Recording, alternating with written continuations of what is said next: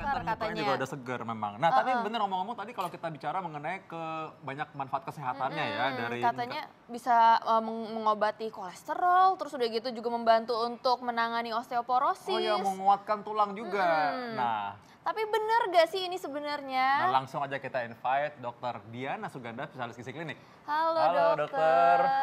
Dok, ini kita lagi asik ngomongin soal bandeng. Nah, ini banyak masyarakat yang bertanya mengenai ini. Coba dokter Sila tadi udah nanya mengenai tadi apa lagi? Iya, tadi tuh katanya nih ya dok ya, ini ikan bandeng ini mencegah terjadinya penyakit koroner, jantung koroner pada tubuh. Ini fakta atau mitos nih dok? Percaya apa enggak, ternyata bandeng ini adalah fakta. Yes, ya benar Dr. Victor ya. Karena ternyata gini, kandungan dari bandeng sendiri ya, ikan bandeng terutama yang segar ya, itu mengandung tinggi sekali omega 3. Ya omega 3 seperti kita ketahui, ya kan bagian dari PUFA atau asam lemak ya. Asam lemak yang sangat berguna bagi apa? Antiinflamasi, ya kan anti peradangan, terus berhubungan juga dengan pembuluh darah. Jadi untuk risiko penyakit jantung koroner pasti akan berkurang kalau kita rajin konsumsi bandeng ini. Berarti ini masyarakat penasaran nih dok, ini berarti katanya bisa menurunkan kadar kolesterol juga nih dalam tubuh. Itu fakta atau mitos? Wah, ini sejalan nih, sejalan, iya. Jadi ini juga sebenarnya adalah fakta. Ya, sebenarnya adalah fakta pemirsa. Saya bahas dulu untuk per satu sajian si bandeng sendiri. Ya, takaran kita biasanya per 100 gram. Per 100 gram itu kira-kira kalau udah satu besar gini hampir 250. Oh, itu ya, berarti hampir 250 gram. Sebentar ya, ini ya. Nah, kita angkat ya. Kira-kira satu gini hampir seperempat kilo. Soalnya itu ada ini ya, ini basah nanti ya, ini aja. Ini basah. Ya. Nah, jadi kalau 100 gramnya itu kira-kira segini. Ya, kira-kira segini 100 segini gram. Ya. Iya, jadi kan biasa bandeng kalau kita yang besar gini kan kita bisa potong 3 tuh. Ya kan? Nah, kira-kira segini deh. Per 100 gram.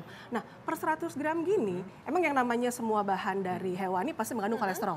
Ya, tapi kolesterolnya ini hanya sekitar 57 gram. Jadi 57 miligram. Jadi masih aman lah untuk kita konsumsi sehari-hari. Cuman sayangnya biasanya bandeng itu diapain?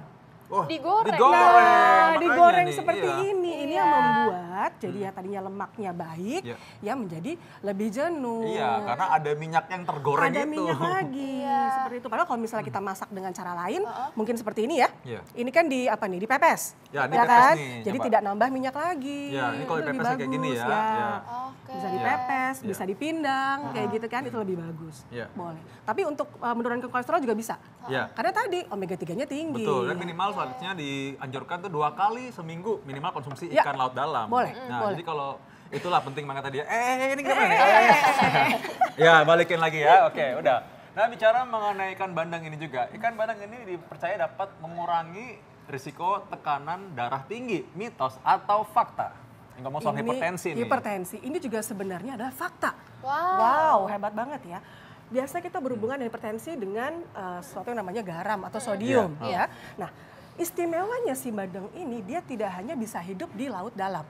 Dia bisa melipir-lipir pada saat dia mau bertelur, dia ke pinggir tuh. Makanya kadang dia bisa di air payau.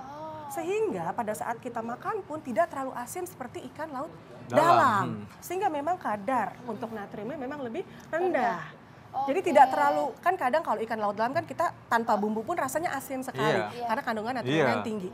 Nah ini karena dia bisa hidup di air payau ya, yang bisa campur sama darat, jadi tidak terlalu asin. Jadi sebenarnya untuk alternatif pasien-pasien dengan hipertensi boleh konsumsi. Boleh nih ya. Dan apalagi kalau biasa dibilang ikan laut dalam itu kan sarden, makarel, mungkin kadang-kadang nggak semua orang suka gitu. Tapi kalau bandeng ini kayaknya sebagian besar orang Indonesia cocok lidahnya nih kayaknya ya. Betul. Ya, jadi walaupun bukan ikan laut dalam, dia juga punya efek seperti itu ya. Oke, menarik banget nih. Ini katanya nih dok, ini konsumsi bandeng secara teratur akan meningkatkan kerja ginjal dok. Ini fakta atau mitos, tapi jangan dijawab dulu dok. Oke, kita tunda dulu ya. Saat lagi, jangan kemana-mana, tetap di Ayo Hidup Sehat.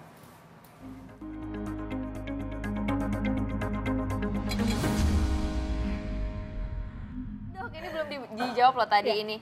Mitos atau fakta kalau mengkonsumsi bandeng secara teratur ini akan meningkatkan kerja ginjal? Oke, itu sebenarnya adalah mitos. Ya, yang kita anggap meningkatkan kerja ginjal sebenarnya memperberat kan kerja ginjal kan. Sebenarnya tadi saya mau cerita, kalau 100 gram ya, saya angkat lagi deh ya. Per 100 gram si ikan bandeng ini kira-kira segini, itu proteinnya dapat 20 gram protein. Tinggi loh, cukup tinggi. Itu hampir mencukupi 1/3 kebutuhan protein kita. Kalau wanita kira-kira butuh 60 gram protein, cukup tinggi. Kalau kita tidak ada masalah dengan ginjal, masih aman. Tapi memang kalau misalnya pasien-pasien dengan ada masalah di fungsi ginjal, kita akan kurangi untuk konsumsinya. Tapi kita makan begini, orang aman gitu ya, nggak ada masalah ginjal, aman kok, tidak memperberat. Jadi itu adalah mitos. Jadi tenang saja. Tenang aja. Tenang aja. Lebih takut yang lain-lain lah kalau fungsi ginjal. Darah tinggi itu lebih bahaya sebenarnya. Obat-obatan yang nggak benar. Obat-obatan yang nggak betul lebih bahaya juga ya. Oke. Nah kita lanjut nih, kita mau lihat konsumsi ikan bandeng dapat meningkatkan kecerdasan. Banyak makan ikan makin cerdas. Mitos atau fakta? Itu benar-benar adalah fakta. Ternyata ya kecerdasan kita sangat dipengaruhi oleh sel-sel otak pastinya. Ya, sel otak sangat mempengaruhi butuh sekali lemak. Nah tadi seperti saya cerita, lemak di dalam bandeng ini banyak lemak yang tidak jenuhnya, lemak baik, omega 3, ada vitamin A-nya juga.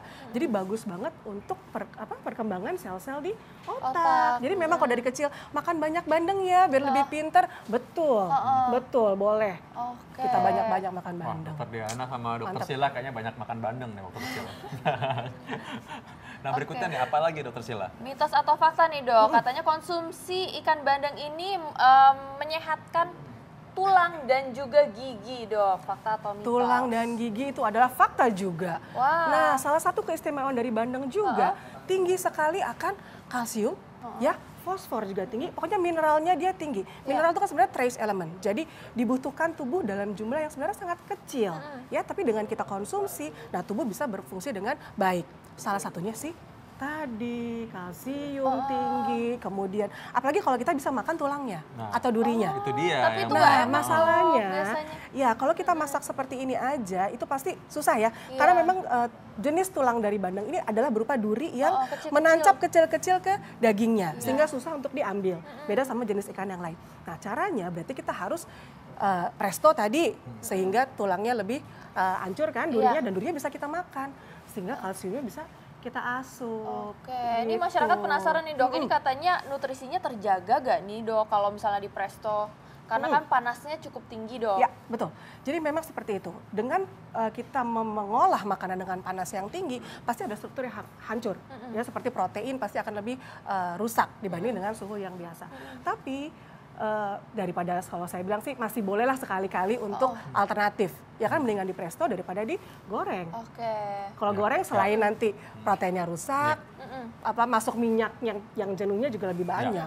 Baik yang bervariasi ya. Presto atau memang dipepes juga lebih bagus ya, lebih baik. Oke, kita masih punya beragam informasi lain, tapi terima kasih ya Dokter Diana udah memberikan informasi mengenai bandeng.